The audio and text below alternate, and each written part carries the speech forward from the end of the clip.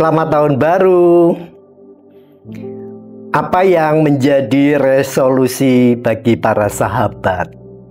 Jangan hanya resolusi seperti resolusi diet, lalu kita bilang dietnya besok.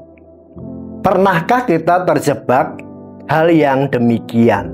Kita sulit sekali move on dengan luka batin, kekecewaan, dan seringkali kita dibebani dengan data-data lama. Misal, kita mengeluh, aku sudah dilukai oleh si A, si B, aku tidak mau datang ke gereja. Padahal itu sudah bertahun-tahun yang lalu, tapi luka itu masih tetap kita bawa. Dan itu sangat-sangat membebani hidup kita. Nah, para sahabat, firman Tuhan dari Amsal 27 ayat 17 berbunyi demikian. Besi menajamkan besi, orang menajamkan sesamanya.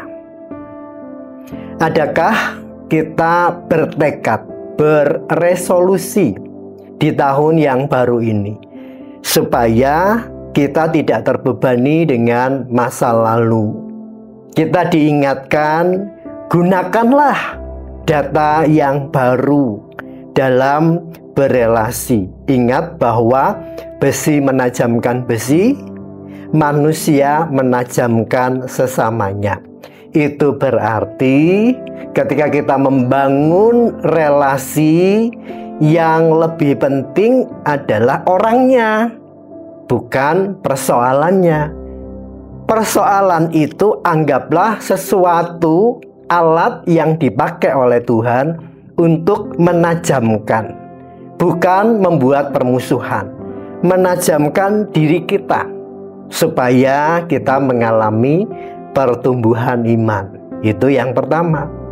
Maka yang kedua, yang lebih penting bukan pada persoalan atau masalahnya.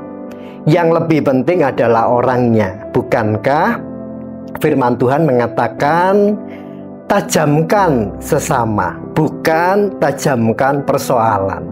Itu berarti kalau kita hanya fokus pada persoalan, maka kita tidak bisa move on. Coba kita perhatikan ketika para sahabat terluka. Lihat orang itu baik-baik.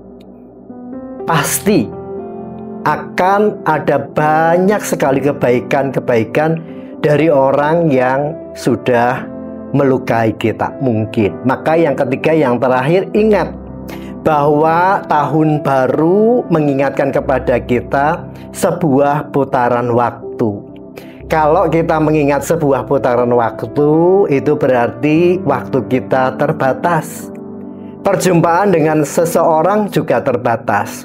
Mungkin sahabat melihat seseorang atau melihat saya seperti orang antagonis karena waktu yang terbatas. Kebenaran saja sahabat melihat saya ketika saya sedang tidak enak hati, lalu berkesan jutek. Tapi ketika sahabat mengenali saya lebih dalam, oh ternyata saya ini baik, bukan lagi antagonis, tapi protagonis. Yuk kita sama-sama move on. Dan bisa jadi loh, ketika kita melihat orang itu antagonis, jangan-jangan kita juga antagonis bagi orang itu. Maka tidak perlu memaksakan supaya orang itu suka sama kita. Seperti firman Tuhan, biarlah orang menajamkan sesamanya.